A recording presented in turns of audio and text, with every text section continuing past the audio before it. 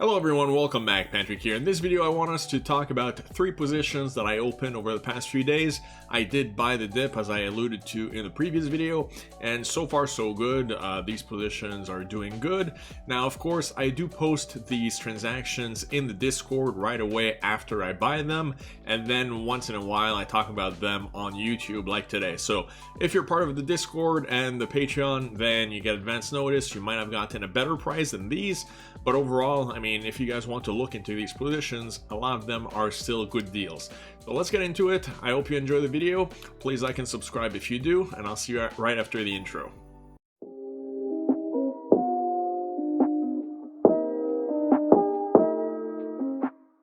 Alright guys, welcome back. Position number 1, it is SoFi, probably not a big surprise for you, so since you already know a lot about the stock, I'll go over this one fairly quickly, but I did open some option positions, which is not that frequent for me, so maybe that's interesting for you, especially since some of them are still great deals in my opinion. Keep in mind, this channel, I'm not a financial advisor, I'm not suggesting or recommending anything.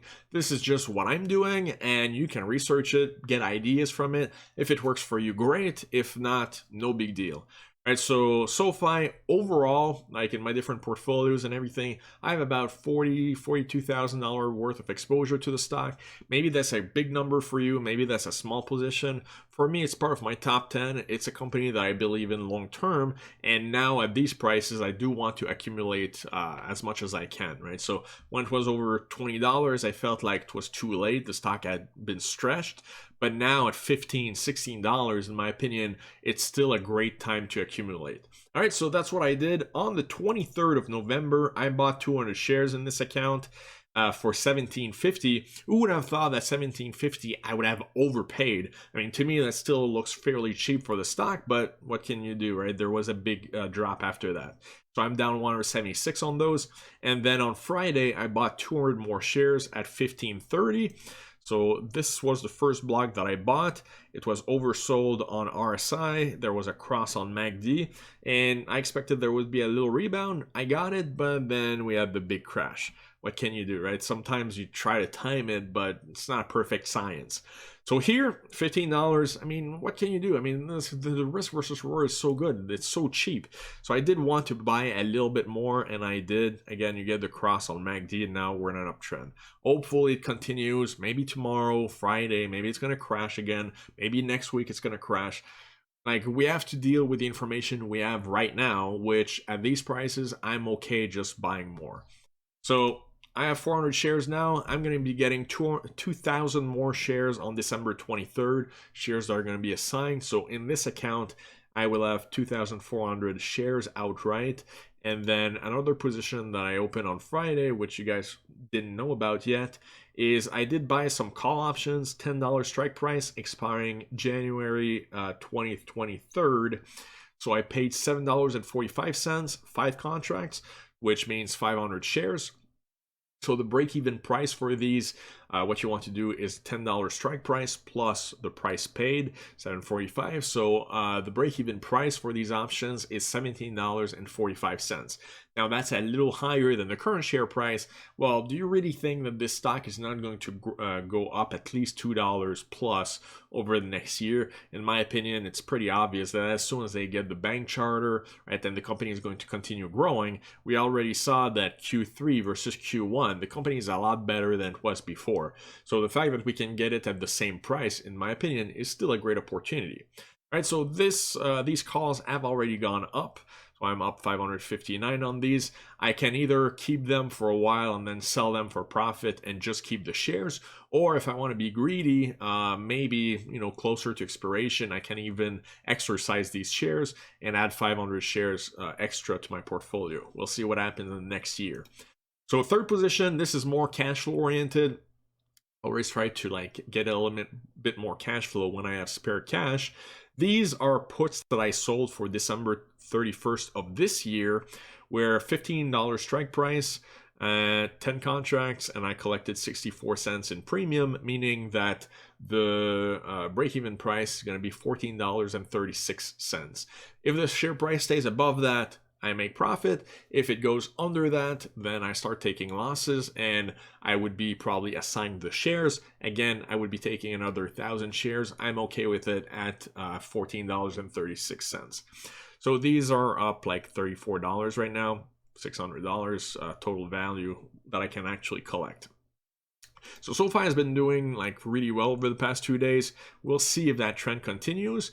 There are still opportunities in SoFi, in my opinion. Again, not a financial advice or anything, but if you guys want to take a look at some of the options, December 31st, if you go down to the put options, $15 strike price is still 58 cents. Pretty decent return. And if you want to be a little bit more aggressive, you can even go to the $16, which currently you could collect 94 cents. So these are pretty good returns. I mean, even at 94 cents, that gives you a break-even price of what is it, $15.06. Would you be okay holding SoFi at $15.06? Probably, right? So you might want to look into these and see if it works for your portfolio.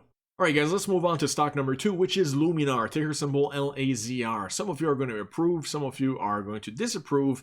Hey, it's my portfolio, I get to buy what I want. And this one is going to be one of my spec plays. I've had my eye on this one for a long time, it was on my radar, and now finally I pulled the trigger and I did buy some shares under $15, which in my opinion is a great price.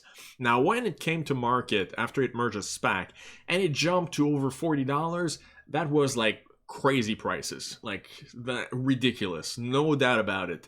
Since then it started to drop and drop and drop, so if you bought too early, then you're probably very unhappy with this company. But now under $15, that's the price I had in mind for a long time. I finally got it, and I feel like the risk versus reward again is getting better. The number one thing that I like about this company is the CEO, Austin Russell, which even though he's super young, I already put him in the same like category of class of CEOs as Elon, right? So he's like, feels like he has like top-notch execution when it comes to like this industry. So if you look at their presentations, they're always under-promising and over-delivering, and that is what you want to see, right? There's a lot of SPACs especially that like really over-promised and under-delivered, right? Often like almost scams. Well, it's not the case with Luminar. Like they promised 3 commercial wins this year, and they had to raise their guidance to 6 because they're getting agreements so quickly.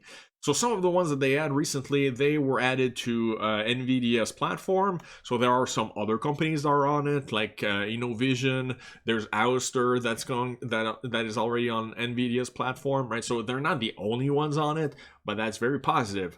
Polestar, you guys like Polestar? Well, Luminar is going to be on their vehicles. You've got Mobileye, which was just announced that they're going to be going public. It is a division of Intel. Well, they have Luminar-equipped robotaxis. All right, so this company constantly over-delivers. They're making great progress. It is one of the few companies in my portfolio that doesn't have a lot of revenues yet, right? So it is more of a spec play, but I just could not avoid buying some under $15. So I bought twice. I bought on Friday 200 shares, $14.47, so $3,000, and then this past Monday I bought another 200 shares, $14.65, and another $3,000. So far I'm up $4.35, and now the price is at $15.65. The stock is rebounding a little bit. I will have to see. I mean, it's still fairly close to its bottom. I don't know how high it's going to go. The good thing about this stock is that they very often have big announcements, right? Because they're constantly getting into new agreements with partnerships. So very soon they're going to be with Volvo at CES 2022. This is one of Volvo's production cars where they are going to have the iris sensor on it. All right, so the company is going to start ramping up their revenues over the next year or two. Currently, they are very, very low, but you know, you have to take some chances and balance out your portfolio. I have companies that are very well mature and established, and I want to also go with some companies that are a little bit more speculative but have higher potential. This is one, right? So the company is only worth $5 billion right now. It is higher than some of their other competitors, but as I said, in my opinion, they are set up to be like the big dog in that industry in the future. So 400 shares, I might add more. I'm not quite sure yet. I'll start with this starter position and we'll go from here. I mean, it was up already 7% today. All right, guys, next up at number 3, last position for today, we've got Proterra. This is a stock that I've been talking about for a long time.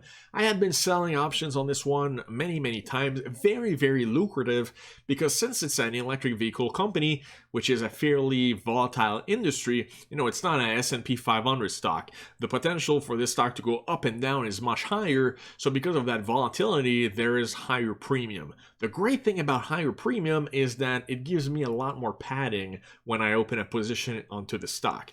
So in this case, what I decided to do, since there's still a risk that it's going to go down next month, I decided to do a buy right, which is where I actually buy shares and sell covered calls at the same time.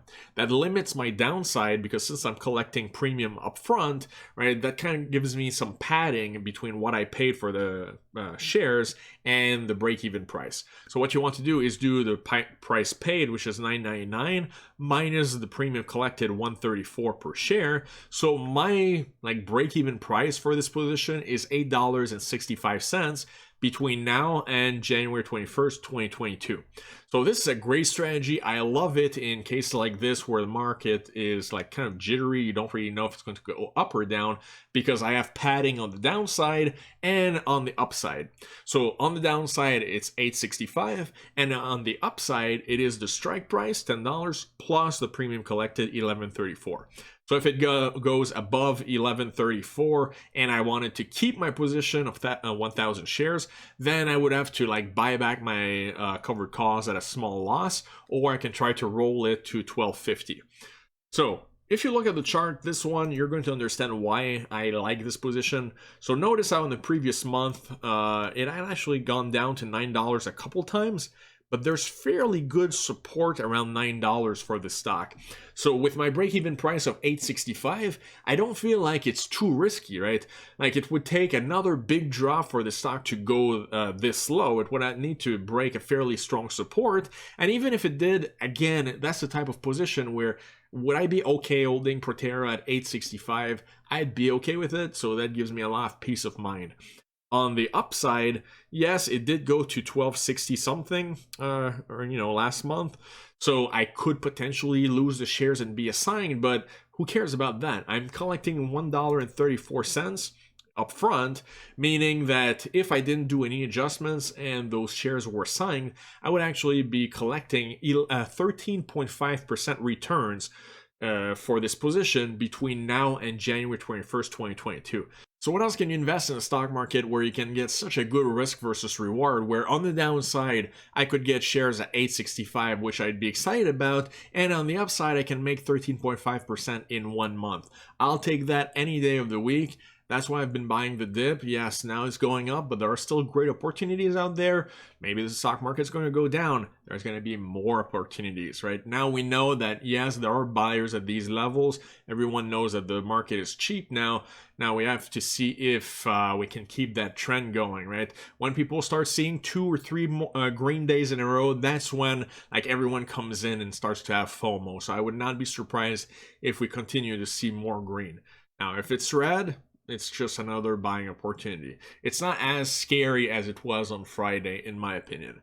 Alright guys, I hope you enjoyed these and this gives you good inspiration. If you like this video, like and subscribe. It really actually helps out. I know a lot of you are not subscribed yet, so why don't you just click the little button here and you'll have access to the next videos.